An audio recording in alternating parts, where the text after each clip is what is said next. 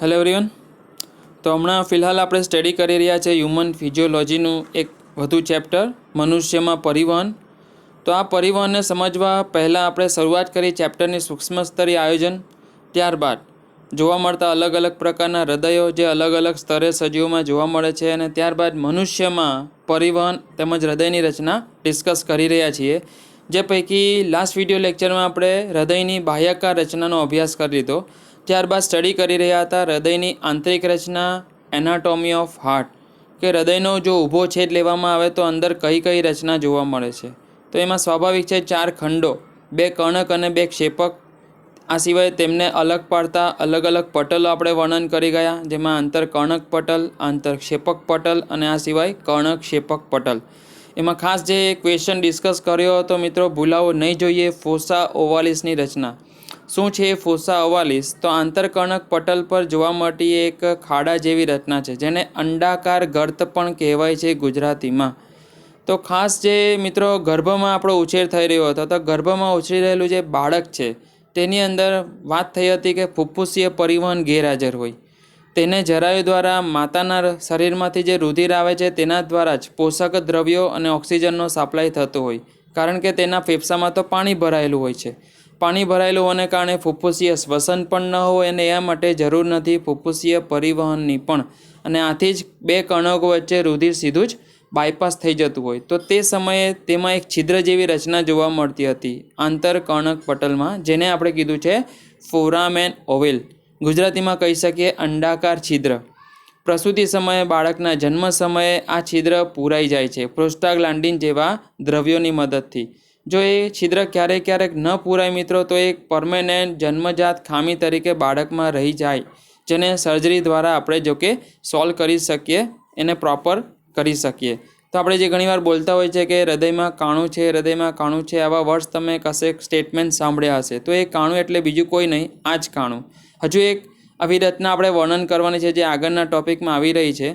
જેમ 2 કર્ણકો વચ્ચે સીધો સંપર્ક હોય છે, રુધિર બાયપાસ થઈ જતું હોય, તે જ રીતે ધમની કાંડ અને ફુફ્ફુસ કાંડ વચ્ચે પણ આવો સીધો સંપર્ક હોય છે। જ્યારે ગર્ભમાં બાળક ઉછરી રહ્યું હોય તે સમયે વાત કરી રહ્યો છું, કારણ કે જેમ હમણાં વાત કરી ફુફ્ફુસીય પરિવહન ગેરહાજર છે, આથી જરૂર જ નથી કે ફુફ્ફુસ કાંડ દ્વારા તમે ફેફસા સુધી રુધિર લઈ જાઓ અને ત્યાંથી ઓક્સિજનેટેડ રુધિરને ધમની કાંડમાં પરિવહન કરવા માટે લઈ જાઓ, એટલે આથી ફુફ્ફુસ કાંડ અને ધમની કાંડ વચ્ચેનો પણ રુધિરનો જે ફ્લો છે તે બાયપાસ હોય છે।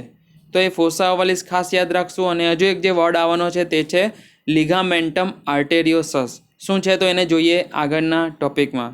તો આપણે પહોંચ્યા હતા ફ્રેન્ડ્સ અલગ અલગ પ્રકારના વાલ્વની થિયરી પર, કે હૃદયના આ જે ખંડો છે તે ખંડકોને અલગ પાડેલા જે પટલો છે તે પટલોમાં કયા કયા પ્રકારના વાલ્વ હાજર હોઈ શકે, જેના દ્વારા રુધિરનું પરિવહન નિયંત્રિત થતું હોય। તો એમાં જમણા કર્ણકમાં આપણે સમગ્ર શરીરનું ડીઓક્સિજનેટેડ બ્લડને ઠાલવીએ છીએ, જેમાં અગ્ર મહાશિરા, પશ્ચિમ મહાશિરા અને હૃદયકોટર આ 3 જગ્યાએથી ઓક્સિજન વિહીન રુધિર ઠલવાતું હોય છે। તો 3 જ્યાં પણ ખુલે છે જમણા કર્ણકમાં, ત્યાં વિશેષ પ્રકારના છિદ્ર અને વાલ્વની રચના હોય છે। જે 3 વાલ્વના નામ આપણે ડિસ્કસ કરી ગયા, એનસીઆરટીમાં કોઈ વર્ણન નથી, આથી યાદ રાખશું। તો જે અગ્ર મહાશિરા ખુલે છે ફ્રેન્ડ્સ જમણા કર્ણકમાં, તે હાર્વેશિયન વાલ્વ દ્વારા નિયંત્રિત હોય છે। એ જ રીતે જે પશ્ચિમ મહાશિરા છે તે યુસ્ટેચિયન વાલ્વ દ્વારા નિયંત્રિત હોય છે, જેને ગુજરાતીમાં કર્ણકંઠનળી વાલ્વ પણ કહેવામાં આવે છે। અને એ જ રીતે હૃદયકોટર જે ખુલે છે ત્યાં આવેલું હોય છે થિબેશિયન વાલ્વ। તો આવા 3 વાલ્વ જમણા કર્ણકની દિવાલમાં જ આપણને જોવા મળે છે। ત્યારબાદ આપણે ખાસ ડિસ્કસ કરી રહ્યા હતા આંતરકર્ણક વાલ્વ, અથવા તો આંતરકર્ણક જે વાલ્વની વાત કરી દીધી, જેને આપણે ફોરામેન ઓવેલ તરીકે પણ ઓળખી શકીએ, જે ખાલી ગર્ભમાં જોવા મળે। ત્યારબાદ જો કર્ણક-ક્ષેપક પટલ પર આવીએ તો કર્ણક-ક્ષેપક પટલમાં પણ 2 પ્રકારના વિશેષ વાલ્વ જોવા મળે છે, જેમાં એક ત્રિદલ વાલ્વ અને એક દ્વિદલ વાલ્વ, જેના વિશે આપણે વર્ણન જોઈ ગયા। હવે જોવાના છે અર્ધચંદ્રાકાર પ્રકારના વાલ્વ। અર્ધચંદ્ર પ્રકારના વાલ્વ જેના બંધ થવાથી, તેમ તમે એનસીઆરટીમાં સ્ટડી કરી ગયા કે ડબ અવાજ આવે છે, તો લબ અને ડબ આ 2 પ્રકારના વિશેષ સાઉન્ડ જે હૃદયમાં ઉત્પન્ન થાય છે, તેના સ્પંદન સમયે તેમાં ખાસ આપણે યાદ રાખ્યું છે કે જે કર્ણક-ક્ષેપક વાલ્વ છે એવી વાલ્વ તેના બંધ થવાથી લપ સાઉન્ડ ડેવલપ થાય છે અને જ્યારે આ ફુફ્ફુસીય વાલ્વ હોય છે અર્ધચંદ્રાકાર પ્રકારના ફુફ્ફુસીય વાલ્વ અને ધમની અર્ધચંદ્રાકાર વાલ્વ તેનું જે ક્લોઝર થાય તેના બંધ થવા સમયે ડબ પ્રકારનો સાઉન્ડ ઉત્પન્ન થાય છે. તો આવા બે પ્રકારના વાલ્વ ફુફ્ફુસીય અર્ધચંદ્રાકાર વાલ્વ અને ધમની અર્ધચંદ્રાકાર વાલ્વ આ બંને ક્ષેપકમાંથી ફુફ્ફુસીય ધમની અને દૈહિક મહાધમની એ બે કમાન સ્વરૂપે ઉદ્ભવે છે, હમણાં જેમ વાત કરી, જેને આપણે ક્રમિક રીતે ફુફ્ફુસીય અને દૈહિક ધમની કાંડ પણ કહી શકીએ. હવે આ જે બે કમાનો જ્યાં એકબીજાને છેદે છે હૃદયની ઉપરની બાજુએ અને જ્યાં તેઓનું છેદન બિંદુ રચાય તે જગ્યાએ લિગામેન્ટમ આર્ટેરિયોસમ હોય છે. શું છે આ લિગામેન્ટમ આર્ટેરિયોસમ? તે પણ એક સંધિરેખાનું નામ છે, લેટિન નામકરણ છે. આ લિગામેન્ટમ આર્ટેરિયોસમ એ વધારાનું બચેલું ડક્ટસ આર્ટેરિયોસસ છે. ગુજરાતીમાં બોલી શકીએ નલિકામય આર્ટેરિયોસસ. એ જ રચના છે મિત્રો, અને જે થોડી વાર પહેલાં તમારી સામે વર્ણવી રહ્યો હતો કે જ્યારે ગર્ભમાં ઉછળતું બાળક હોય, આપણે ગર્ભમાં હતા તે સમયે ધમનીકાંડ અને ફુફ્ફુસકાંડની જે રચના હતી તેમની વચ્ચે રુધિર સીધું જ બાયપાસ થઈ જતું હતું. તો તે સમયે બંને વચ્ચે જે જોડાણ હતું તે નાની નાની નલિકામય સ્વરૂપે હતું, નલિકાઓ થકી હતું, જેને તે સમયે કહેવામાં આવતું નલિકામય આર્ટેરિયોસસ. એ નલિકામય આર્ટેરિયોસસ નલિકાથી બનેલો એવો માર્ગ છે જે બે કમાનો વચ્ચે રુધિરને બાયપાસ કરે છે. આ જ રચના જ્યારે પ્રસૂતિ થાય છે, બાળક જન્મ લે છે, તે બંધ થઈ જાય છે અને બંધ થયા પછી તેને ઓળખવામાં આવે છે લિગામેન્ટમ આર્ટેરિયોસમ. તો આ બંને વર્ડ્સ, આ બંને શબ્દો તમારે યાદ રાખવાના છે. આગળ જે જોઈ ગયા તે હતું અંડાકાર ગર્ત જે પુખ્ત હૃદયમાં જોવા મળે, જેને કીધું છે ફોસા ઓવાલિસ, અને જ્યારે તે છિદ્ર સ્વરૂપે હતું તેને આપણે કહેતા હતા ફોરામેન ઓવેલ. એવી જ અહીં જે રચના આપણે જોઈએ છે, બે કમાનો વચ્ચે જે બ્લડને બાયપાસ કરે છે તેને કહેવાય નલિકામય આર્ટેરિયોસસ, જે ગર્ભના હૃદયમાં જ જોવા મળે. જ્યારે તે જન્મ થાય તે આર્ટરીઝ અથવા નલિકાઓ રૂંધાઈ જાય, તે બ્લોક થઈ જાય અને તે કન્વર્ટ થઈ જાય છે લિગામેન્ટમ આર્ટેરિયોસમ. એટલે પુખ્ત હૃદયમાં જોવા મળતી જે રચના છે જ્યાં એક્ઝેક્ટલી ફુફ્ફુસીય કમાન અને દૈહિક કમાન એકબીજાને છેદતા હોય, જેને કહેવાય છે લિગામેન્ટમ આર્ટેરિયોસમ. આ સિવાય જોઈએ આપણે બે પ્રકારના હૃદય, જેને આગળ સૂક્ષ્મ સ્તરીય આયોજનમાં ઓલરેડી થોડું વર્ણવી ગયા, પણ એના વચ્ચે એક્ઝેક્ટલી વિગતવાર જોઈએ શું ડિફરન્સીસ હોય છે. તો ન્યુરોજેનિક હૃદય તો એવું હૃદય જે ચેતાતંત્ર દ્વારા સંચાલિત હોય, અને માયોજેનિક હૃદય એવું હૃદય જે હૃદય પોતે જ પોતાનું સંચાલન કરે. હૃદયમાં એવી વિશેષ પ્રકારની સ્નાયુ ચેતા પેશી હોય છે જે પોતે જ પોતાનો ઉર્મિવેગ જનરેટ કરે છે અને પોતાના સંકોચન શિથિલનને નિયંત્રિત કરે છે. તો ચેતાતંત્ર દ્વારા કંટ્રોલ થતું હોય તેને ન્યુરોજેનિક કહેવાય, અને સ્નાયુલ પેશી જે હૃદયમાં જ આવેલી છે તેના દ્વારા કંટ્રોલ થતું હોય તો તેને માયોજેનિક હૃદય કહેવાય. જો ન્યુરોજેનિક પ્રકારનું હૃદય જે છે તેને શરીરમાંથી આઇસોલેટ કરી દેવામાં આવે છતાં તે થોડો સમય ધબકતું રહે છે, કારણ કે તેનું સંચાલન ચેતાતંત્ર દ્વારા હતું. જ્યારે માયોજેનિક હૃદય જો થોડો સમય બહાર કાઢી નાખવામાં આવે અને તેને અનુકૂળ સંજોગો પૂરું પાડવામાં આવે તો તે ધબકવાનું ચાલુ રાખે છે, કારણ કે હૃદય પોતે જ પોતાનું નિયમન કરી રહેલું હોય. જ્યારે ચેતાતંત્ર તેનો સંપર્ક ખોઈ નાખતા ન્યુરોજેનિક હૃદય ધબકવાનું બંધ થઈ જાય છે. તો આ મુખ્ય ડિફરન્સ છે ન્યુરોજેનિક હૃદય અને માયોજેનિક હૃદય.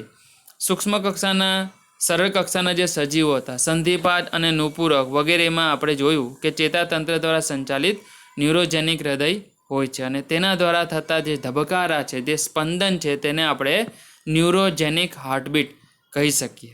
તે જ રીતે પૃષ્ઠવંશી અને મૃદુકાય પ્રાણીઓના જે શરીર છે તેના જે હૃદય છે તે વિશેષ સ્નાયુલ પેશી દ્વારા સંચાલિત હોય છે, જેને માયોજેનિક હાર્ટ કહેવાય છે, અને તેમાંથી ઉદ્ભવતા ધબકારાને માયોજેનિક હાર્ટબીટ કહી શકાય.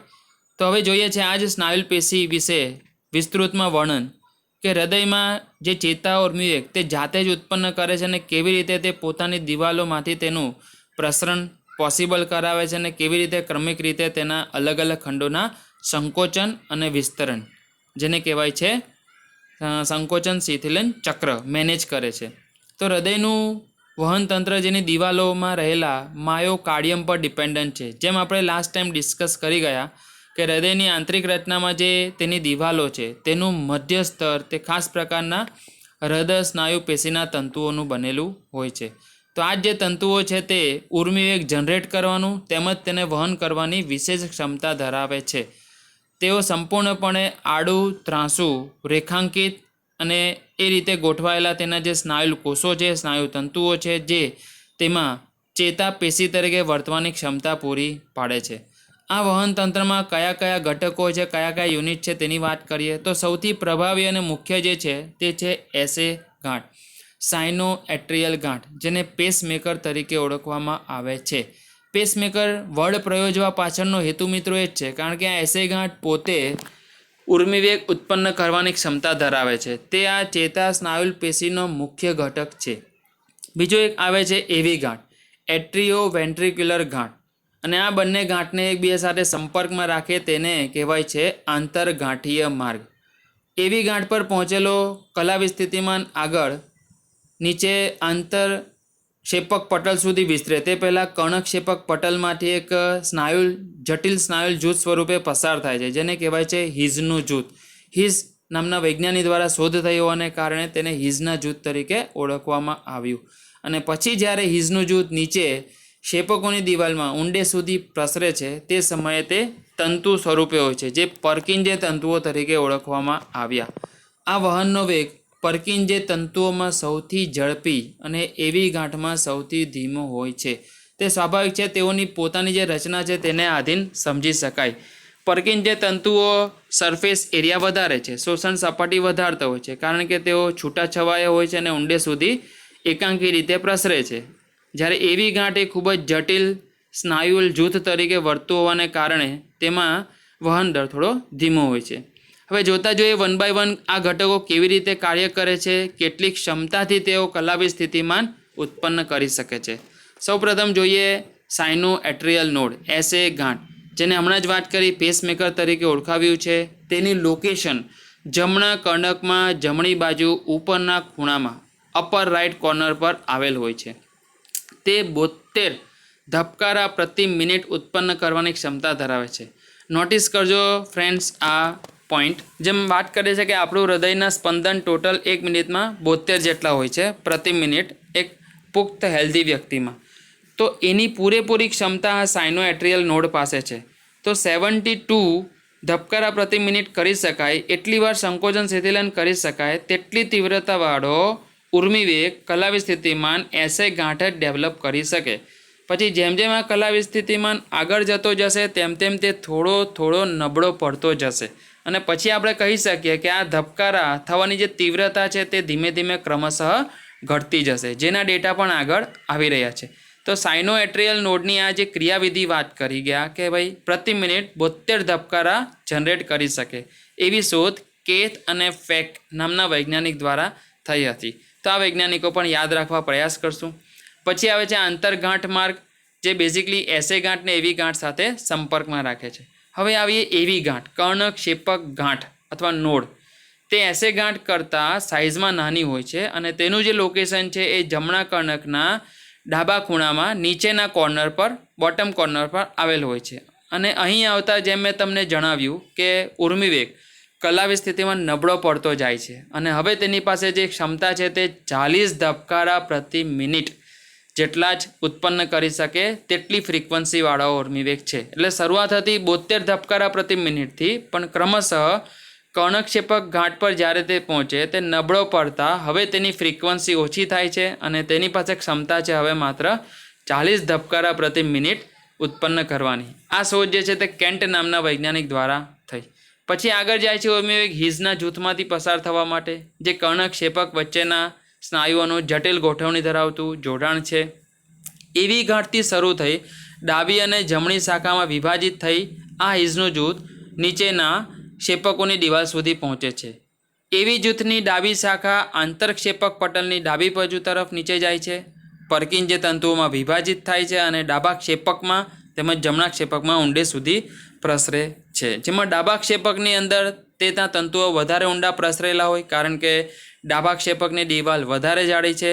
તેને દૈહિક પરિવહન કંટ્રોલ કરવાનું છે અને દૈહિક પરિવહન માટે પમ્પિંગની ફ્રીક્વન્સી, પમ્પિંગની તીવ્રતા ખૂબ જ વધારે હોવી જોઈએ, ખૂબ જ ઝડપી હોવી જોઈએ અને ખૂબ જ પ્રબળ હોવી જોઈએ. તો જ આખા શરીરમાં દૈહિક પરિવહન પોસિબલ થઈ શકે.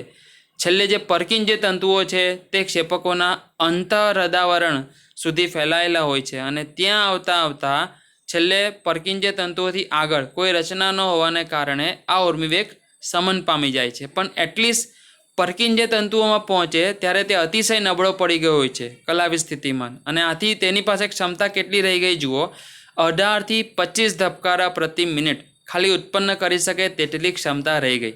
તો આ જે આંકડા આવ્યા છે કલાવી સ્થિતિમાનના તે તમારે યાદ રાખવાના છે. પ્રથમ વાત કરી ગયા 80 ગાંઠ પર ક્ષમતા કેટલી હતી કલાવી સ્થિતિમાનની ફ્રીક્વન્સી, તો તે 72 ધબકારા પ્રતિ મિનિટ. જ્યારે પછી આપણે આવ્યા કર્ણક્ષેપક ગાંઠ પર, એવી ગાંઠ પર, એવી નોડ પર, તે થઈ ગઈ 40 ધબકારા પ્રતિ મિનિટ. અને પર્કિંજય તંતુઓમાંથી જ્યારે પસાર થાય તે જઈ જાય છે 18 થી 25 સુધી ધબકારા પ્રતિ મિનિટ સુધી. તો આ રીતે વહન થાય છે કોલાવી સ્થિતિમાનનું ઉર્મિવેગનું. જોઈએ આ ધબકાનું નિયંત્રણ કેવી રીતે થાય છે મનુષ્ય દેહમાં. તો હૃદયના ધબકારાને નિયંત્રિત કરવાનું કામ ચેતાતંત્રને આપીએ તો એમાં ખાસ અતિ અગત્યનો જે ભાગ છે આપણા મગજનો તે છે લંબ મજ્જા. તેના દ્વારા તે નિયંત્રિત થાય છે. મેડ્યુલા ઓબ્લોંગેટા પણ જેને કહીએ છીએ. આ લંબ મજ્જા પર જેમ આગળ પણ અભ્યાસ કરી ગયા કે ઘણી બધી શરીરની જીવંત દેહધાર્મિક ક્રિયાઓના કેન્દ્રો આવેલા છે. પાછલા ચેપ્ટરમાં આપણે શ્વસન માટે પણ સ્ટડી કરી ગયા કે એના જે કેન્દ્રો છે તે પણ લંબ મજ્જા પર જ બિરાજમાન છે. તો જોઈએ આપણે પ્રથમ ચેતાકીય નિયંત્રણ હૃદયના ધબકારાનું. તો હૃદય કેન્દ્ર જે હૃદયના ધબકાને નિયંત્રિત કરે છે તે લંબ મજ્જામાં આવેલા હોય છે. તે હૃદયક્રિયાને ANSથી ઓછી અથવા માફક બનાવે છે. હવે ANS જેમ વાત કરીએ મિત્રો એ સ્વયંવર્તી ચેતાતંત્ર છે.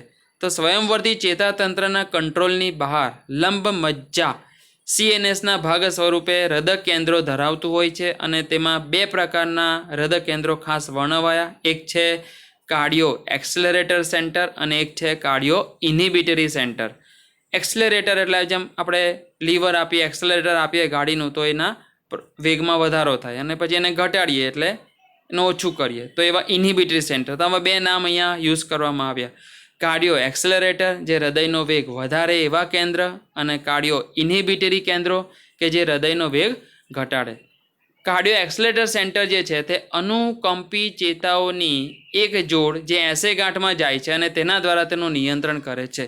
તો અહીં જરા ફોકસ કરજો ફ્રેન્ડ્સ કે ANS દ્વારા સંચાલન જ્યારે કરીએ તેમાં 2 પ્રકારના ચેતાતંત્ર હોય છે. થોડુંક એના વિશે તમે જાણો છો. વધારે ડિટેલ આપણે નીટના જ્યારે ક્લાસીસ લઈશું ચેતાતંત્ર માટે ત્યારે હજુ ઊંડાણમાં જઈશ. કારણ કે અનુકંપી ચેતાતંત્ર અને પરાનુકંપી ચેતાતંત્ર બંનેનું સંચાલન સંપૂર્ણ અલગ છે. બંનેની ચેતાઓ અલગ છે. બંને બેઝિકલી કરોડરજ્જુ ચેતાઓની અંદરથી ઉદ્ભવતી હોય છે અને બંને ચેતાઓની જે મોર્ફોલોજી છે, જે રચના છે તેમાં પણ ડિફરન્સ હોય છે. તો જ્યારે એક્સેલરેટર સેન્ટરની વાત આવે ત્યારે અનુકંપી ચેતા દ્વારા તેનું નિયંત્રણ થાય છે, જે સીધું 80 ગાંઠ સુધી જઈને હૃદયને એક્સેલરેટ કરે છે, હૃદયના ધબકારાનો વેગ વધારે છે. એ જ રીતે કાર્ડિયો ઇન્હિબિટરી સેન્ટરની વાત કરીએ જે હૃદય શાખાની વેગસ ચેતા દ્વારા, વેગસ ચેતા 10મા નંબરની ચેતા છે જે આપણે સ્ટડી કરી ગયા કે મોટે ભાગે ઉરસીય અને ઉદરીય જે અંગો છે શરીરના તેના કંટ્રોલ માટેનું કામ કરે છે, તેના માટે ચેતાકરણ પૂરો પાડે છે. તો કાર્ડિયો ઇન્હિબિટરી સેન્ટર વેગસ ચેતા દ્વારા ઉર્મિવેગોને 80 ગાંઠ સુધી મોકલે છે, કારણ કે મેઇન સંચાલન 80 ગાંઠ દ્વારા થવાનું છે. તો અનુકંપી ચેતાતંત્ર પણ 80 ગાંઠ સુધી જઈને એને ઉત્તેજિત કરે છે અને વેગસ ચેતા પણ છે તે પણ 80 ગાંઠ જઈને ઉત્તેજિત કરે. પણ તે બેઝિકલી કાર્ડિયો ઇન્હિબિટરી સેન્ટર તરીકે વર્તવા માટે અને અનુકંપી ચેતાઓની જે જોડ છે તે કાર્ડિયો એક્સેલરેટર ચેતા તંતુ અથવા ચેતા કેન્દ્રો તરીકે વર્તવા માટે. તો ઇન્હિબિટરી સેન્ટર ધબકારાનો વેગ ઘટાડે છે અને અનુકંપી ચેતાઓની જોડ વેગ વધારે છે. આ હતું ચેતાકીય નિયમન. અંતઃસ્ત્રાવી નિયમન પર ફોકસ કરીએ કે કેટલાક એવા વિશેષ અંતઃસ્ત્રાવો છે આપણા શરીરના જે પણ હૃદયના ધબકારાનો વેગ વધારે અને ઘટાડી શકે. એમાં અનુકંપી ચેતાતંતુમાંથી ઉત્પન્ન થતા ચેતાપ્રેષક દ્રવ્ય જે એડ્રિનાલિન અને નોરેડ્રિનાલિન હોય છે, અને આ સિવાય એડ્રિનલ ગ્રંથિ જે છે આપણા બોડીમાં મૂત્રપિંડ પર લોકેટેડ તેનો જે મજ્જક વિસ્તાર છે તે મજ્જક વિસ્તારમાં પણ ખાસ પ્રકારના આવા નોરેડ્રિનાલિન અંતઃસ્ત્રાવનો સ્ત્રાવ થાય છે.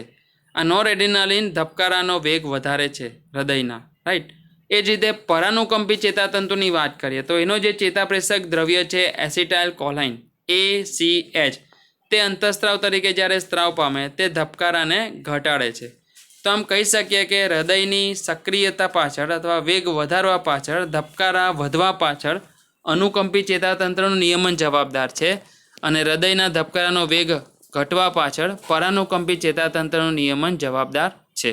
આ જ રીતે વાત કરી કે બીજો એક વિશેષ અંતઃસ્ત્રાવ થાઇરોક્સિન, જે થાઇરોઇડ ગ્રંથિમાંથી સ્ત્રાવ પામતો હોય તે પણ હૃદયના ધબકારા પર ઉત્તેજન આપે છે, તેને વધારવામાં ફાળો આપી શકે. તો આમ અંતઃસ્ત્રાવો જોયા, જેમાં ખાસ આટલા અંતઃસ્ત્રાવો યાદ રાખશું: નોરએડ્રેનાલિન, એસિટાઇલકોલાઇન અને થાઇરોક્સિન. જ્યારે ચેતાકીય નિયમનમાં પરાનુકંપી ચેતાતંતુઓ અને અનુકંપી ચેતાતંતુઓ અને તેમના દ્વારા પસાર થતા ઉર્મી વેગો, જે હૃદયના ધબકારાનો વેગ વધારે અથવા ઘટાડે.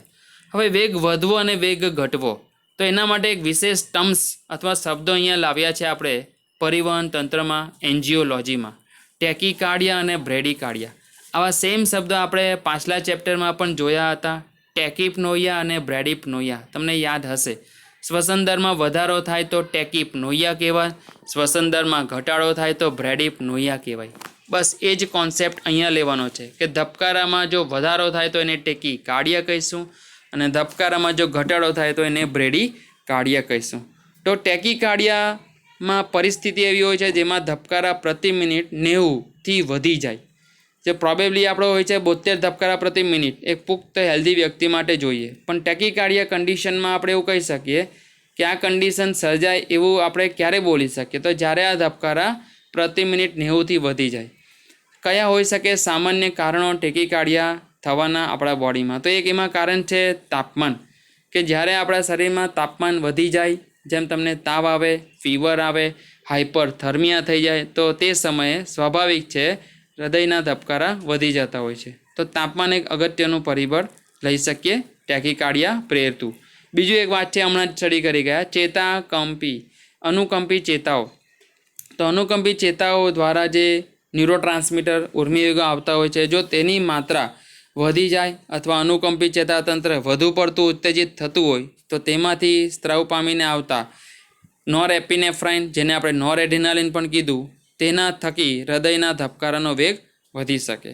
જોઈએ બીજી કન્ડિશન જેને કીધું છે બ્રેડીકાર્ડિયા.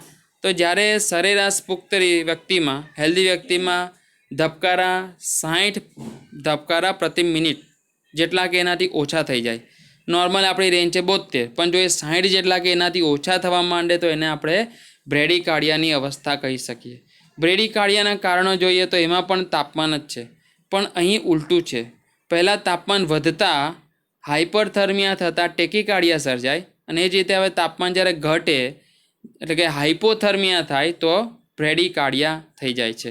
તો આ તાપમાનમાં જે થતો ઘટાડો છે એ એસે ગાંઠ, જે સક્રિય કલાવી સ્થિતિમાન ઉત્પન્ન કરતું મુખ્ય ઘટક છે, તેના ચયાપચયના દરમાં ઘટાડો થાય, તેની અંદર ઉત્પન્ન થતી ઉર્જાના દરમાં ઘટાડો થાય અને તેને કારણે જે ઉર્મિવેગ બને છે, જે કલાવી સ્થિતિમાન બને છે, તેની તીવ્રતામાં પણ ઘટાડો જોવા મળે. તો આ હતું ટેકીકાર્ડિયા અને બ્રેડીકાર્ડિયા.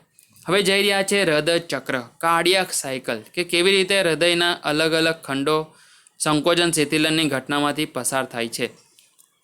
તો હૃદયના ધબકારાની ક્રિયા ભ્રૂણ વિકાસના સમયથી શરૂ થઈ જાય છે, કે જ્યારે હૃદયનું નિર્માણ થયું, પ્રોબેબલી 5મા મહિને અથવા 4થા મહિનાના અંતમાં હૃદયનું નિર્માણ શરૂ થાય છે વિકસતા ભ્રૂણની અંદર. તો ત્યારથી જ તેના ધબકારા, તેના બીટ્સ શરૂ થઈ જાય છે. એકવાર જ્યારે હૃદયના ધબકારાનો પ્રારંભ થાય પછી તે આખી જિંદગી સતત ચાલુ રહે છે અને જ્યારે તે ધબકારા બંધ થઈ જાય એટલે સમજી લો કે આપણી જિંદગી ભાઈ પતી ગઈ. ધબકારા બંધ તો આપણે પણ બંધ. તો વિશ્રામી અવસ્થામાં જ્યારે કોઈ મનુષ્ય હોય તે કોઈ પ્રકારનો અતિશય શારીરિક શ્રમ ન કરી રહ્યો હોય ત્યારે પ્રોબેબલી 72 ધબકારા થતા હોય છે પર મિનિટ. અને આ 1 મિનિટ દરમિયાન ટોટલ 5 લીટર રુધિરનું પમ્પિંગ આપણા હૃદયમાંથી શરીરના અલગ અલગ ભાગો તરફ થઈ જાય છે. તો હૃદયમાં થતા ક્રમાનુસાર અથવા ક્રમિક ફેરફારો અથવા જે ઇવેન્ટ્સ છે, જે ઘટનાઓ છે, કયા ખંડોનું સંકોચન થાય છે, ક્રમશઃ રીતે તે કેમ આગળ વધે છે, તેનો અભ્યાસ એટલે કે હૃદયચક્ર, કાર્ડિયાક સાયકલ. તો હમણાં જેમ વાત કરી કે પરાનુકંપી ચેતાતંત્ર જે હોય છે તે હૃદયનો વેગ ઘટાડે છે. તો આપણી જે વેગસ ચેતા છે 10મા નંબરની, તેને આપણે પરાનુકંપી ચેતા તરીકે જ લઈએ છીએ. તો એમાંથી સ્ત્રાવ પામતો ઉર્મિવેગ એસિટાઇલકોલાઇન જે વેગસ દ્વારા આવે છે અને એસે ગાંઠ પર તેની અસર દર્શાવે અને તે ઉલટી અસર આપે છે, અવરોધાત્મક અસર આપે, જેને કારણે આપણે જોઈશું તો ધબકારામાં ઘટાડો થયેલો જોવા મળે, બ્રેડીકાર્ડિયાની કન્ડિશન સર્જાય. જ્યારે હૃદયની સક્ષમ સ્થિતિ, હૃદયની હાઇપર એક્ટિવિટી, તો જ્યારે એવા શ્રમિક વર્ગના લોકો છે અથવા દોડવીરો છે, રમતવીરો છે, એથ્લેટ્સ છે, જેઓ રોજબરોજ અતિશય શારીરિક શ્રમ કરતા હોય છે, ઘણું બધું વર્કઆઉટ કરતા હોય, તો આને કારણે તેમની હૃદયની ધબકવાની કેપેસિટી થોડી એક સામાન્ય માણસ કરતાં થોડી વધારે હોય છે અને એને કારણે તેમના સ્નાયુઓ જે છે, ખાસ કરીને હૃદય સ્નાયુઓ, તે થોડા મજબૂત સ્થિતિમાં હોય છે, જેને જ કહેવાય છે હૃદયની સક્ષમ સ્થિતિ. તો સામાન્ય માણસ કરતાં તેઓના હૃદય સ્નાયુઓ મજબૂત હોય છે, જેને લીધે પ્રતિ ધબકારાએ વધારે જથ્થાનું પરિણામ આપવા માટે સખત રીતે પમ્પિંગની ક્ષમતા પૂરી પાડે છે. એટલે કહી શકીએ કે તેમની અંદર ઉત્પન્ન થતા પમ્પિંગ ખૂબ જ સ્ટ્રોંગ હોય છે. જ્યારે દોડવીરો વિશ્રામમાં હોય ત્યારે વધારે પડતો જથ્થાનો પંપ થયેલું રુધિર નકારાત્મક રીતે પ્રતિક્રિયા આપી બ્રેડીકાર્ડિયામાં પરિણમે છે. તો આમ વાત કરી શકીએ કે તેઓ ટેકીકાર્ડિયા પણ જેટલું આસાનીથી કરે તે જેટલી જ આસાનીથી બ્રેડીકાર્ડિયાની અવસ્થા પણ ધારણ કરી શકે, જ્યારે તેઓ વિશ્રામી પરિસ્થિતિમાં હોય, વિશ્રામની અવસ્થામાં હોય ત્યારે. તો હવે જોવાનું છે આ સંકોચન અને શિથિલન કેવી રીતે તબક્કા વાઇઝ આગળ વધે છે. તો કર્ણકોના સંકોચનને સિસ્ટોલ કહેવાય છે અને જ્યાં જ્યાં આપણે શિથિલનની વાત કરશું તેને ડાયસ્ટોલ કહેવાય. તો જે ખંડોના જે રીતે સંકોચન શિથિલન થાય તેના માટે સિસ્ટોલ અને ડાયસ્ટોલ વર્ડ આપણે યુઝ કરી શકીશું. તો ક્ષેપકોના સંકોચનને શિથિલનને પણ એ રીતે આપણે ક્ષેપકના સિસ્ટોલ અને શિથિલનને ક્ષેપકનું ડાયસ્ટોલ કહી શકીએ. તો આ તમામ ઘટનાઓ જે પૂરી થાય છે તે હૃદયચક્રમાં આપણે અભ્યાસ કરી શકીએ.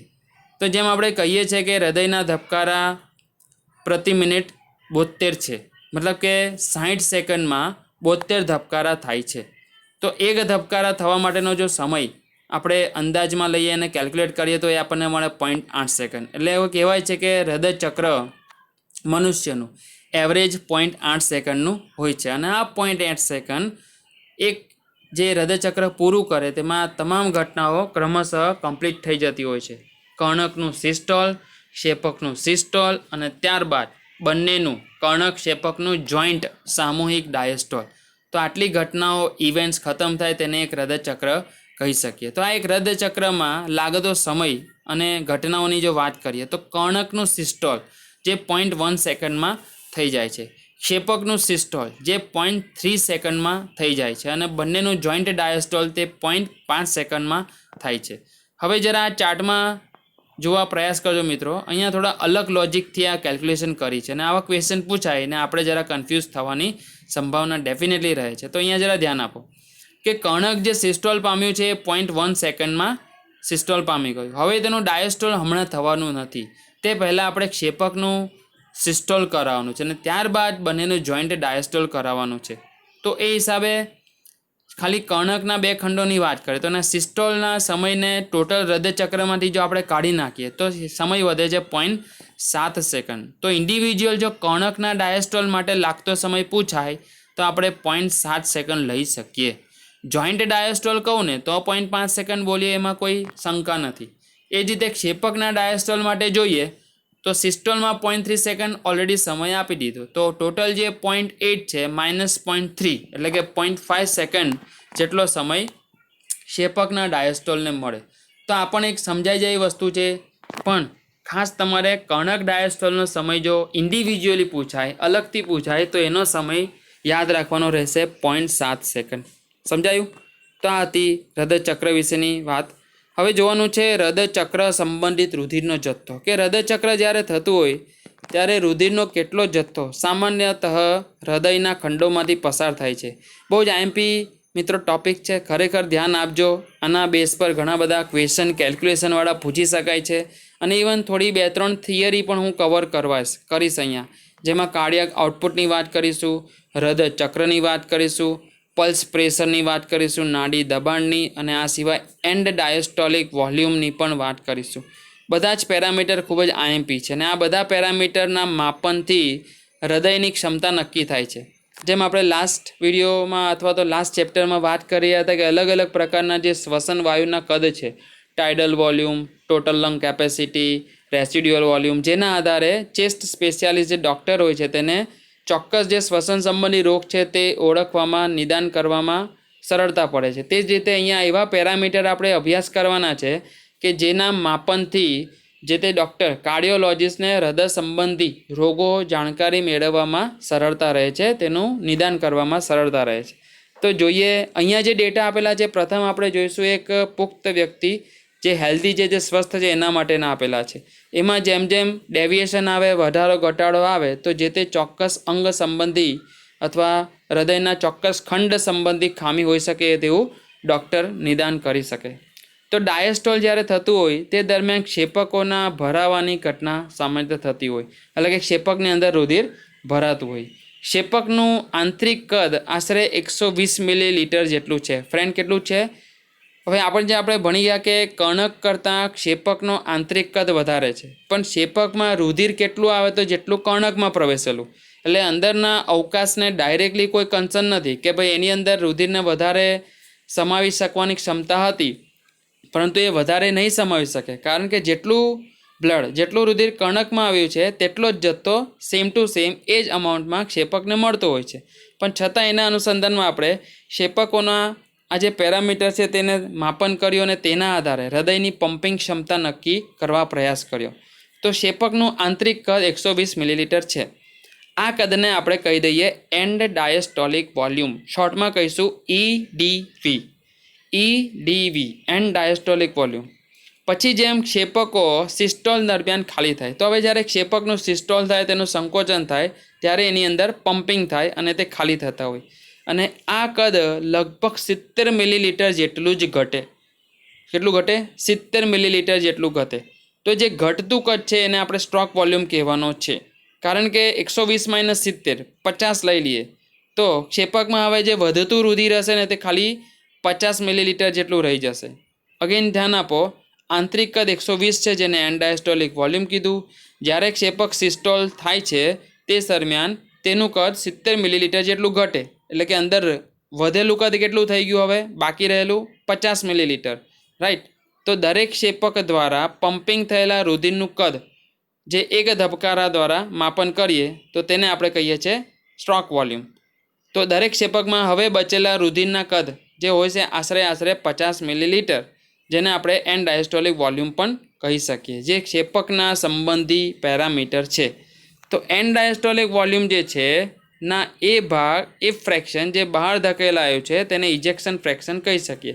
તો ટોટલ જે વોલ્યુમ હતો એમાંથી જેટલો રુધિરનો જથ્થો સિસ્ટોલ દરમિયાન ધકેલાયો તેને ઇજેક્શન ફ્રેક્શન કહેવાનું, જેના પર ધકેલાવાનું પરિબળ લાગ્યું છે તેટલો ભાગ તેટલો ખંડ, રાઈટ. તો ઇજેક્શન ફ્રેક્શન જેને આપણે કહી શકીએ. તો ઇજેક્શન ફ્રેક્શનનું તેના આધારે એક સમીકરણ આપણી પાસે આવ્યું, SV / EDV, જ્યાં SV એટલે કે સ્ટ્રોક વોલ્યુમ, જેને આપણે ડિવાઈડ કર્યું છે એન્ડ ડાયસ્ટોલિક વોલ્યુમ દ્વારા.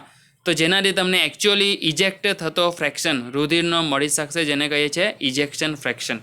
અને એના જ બેઝ પર હવે કાર્ડિયાક આઉટપુટ શોધી શકીએ. તો કાર્ડિયાક આઉટપુટ શું છે? તો દર મિનિટે ક્ષેપકો દ્વારા બહાર ધકેલાતા રુધિરનું કદ અથવા રુધિરનો જથ્થો, પુખ્ત વ્યક્તિનું આ કાર્ડિયાક આઉટપુટ 5 લીટર પ્રતિ મિનિટ હોય છે. તો 1 મિનિટમાં 5 લીટર જેટલો કાર્ડિયાક આઉટપુટ જળવાતો હોય. તો આ કાર્ડિયાક આઉટપુટ, હૃદય આઉટપુટ ગણવા માટેનું જે ઇક્વેશન છે તે છે સ્ટ્રોક વોલ્યુમ ઇન્ટુ હાર્ટબીટ. તો હૃદયના જે સ્પંદન છે, હૃદયનો જે ધબકવાનો દર છે તેને હૃદય દર કરીએ અને તેને આના સ્ટ્રોક વોલ્યુમ વડે ગુણીએ તો આપણને મળે છે કાર્ડિયાક આઉટપુટ. તો શું છે સ્ટ્રોક વોલ્યુમ એ પહેલાં સમજો. તો ક્ષેપકોના સંકોચન દ્વારા બહાર ધકેલાતો જે રુધિરનો જથ્થો છે એને કાર્ડિયાક આઉટપુટ કહેવાય. એ કાર્ડિયાક આઉટપુટને આપણે ટોટલ કેલ્ક્યુલેટ કરવા માંગતા હોય તો પહેલાં સ્ટ્રોક વોલ્યુમ જોવાનું કે ભાઈ કેટલો ભાગ ક્ષેપકમાં જે રુધિરનો પહોંચ્યો છે જે બહાર ધકેલાય છે એને કીધું સ્ટ્રોક વોલ્યુમ, અને એને ગુણ્યા કરી દીધા હૃદયનો ટોટલ દર. તો એન્ડ ડાયસ્ટોલિક વોલ્યુમ જે આપણે જોઈ ગયા આગળ 120 ml છે. એન્ડ સિસ્ટોલિક વોલ્યુમ એટલે કે સિસ્ટોલ થઈ ગયા બાદ બચેલું જે કદ છે તે 50 ml છે. તો આ સ્ટ્રોક વોલ્યુમ માટે આપણે EDV - ESV એવું પણ એક ઇક્વેશન સિમ્પલી જેમ આગળ કેલ્ક્યુલેટ કર્યું કે 120 હતું એમાંથી આપણે બાદ કરી દઈએ 50. તો જે ધકેલાયો છે તે કદ છે 70 ml અને અંદર રહી ગયું છે તે કદ છે 50 ml. તો આમ સ્ટ્રોક વોલ્યુમ બરાબર EDV minus ESV, and diastolic volume minus and systolic volume, જે તમને મળશે 70 ml. તો અહીંયા આપણે ત્રણેક પેરામીટર જોયા જે પુખ્ત હેલ્ધી વ્યક્તિ માટેના હતા. સ્ટ્રોક વોલ્યુમ, જેને આપણે ગણ્યું એન્ડ ડાયસ્ટોલિક વોલ્યુમ અને એન્ડ સિસ્ટોલિક વોલ્યુમના આધારે, અને જેવું સ્ટ્રોક વોલ્યુમ મળે એના આધારે આપણે કાર્ડિયાક આઉટપુટનું માપન કરી શકીએ. કાર્ડિયાક આઉટપુટ બરાબર સ્ટ્રોક વોલ્યુમ ગુણ્યા ડાયરેક્ટ હૃદયના સ્પંદનનો દર. તો આ હતા અલગ અલગ પેરામીટર જેના પર ખાસ નોંધ લઈશું, કેલ્ક્યુલેશનમાં પૂછી શકાય. આ જે લાક્ષણિક ફિગર્સ છે, લાક્ષણિક વોલ્યુમ્સ છે, એ આપણે યાદ રાખશું, અને એના આધીન જો કોઈ પણ ક્વેશ્ચન રૂપાંતરિત કરીને પૂછાય તો આપણે એને આસાનીથી સોલ્વ કરી શકીએ. તો અહીંયા સુધી રાખીએ છીએ આજના વિડીયો લેક્ચરમાં ફ્રેન્ડ્સ. નેક્સ્ટ ટાઈમ આપણે હજુ આગળ વધીશું, હૃદય સંબંધિત રોગો અને રુધિરની જે વહેંચણી છે બોડીમાં તેના પર ડિસ્કશન કરીશું. Thank you, good bye, take care.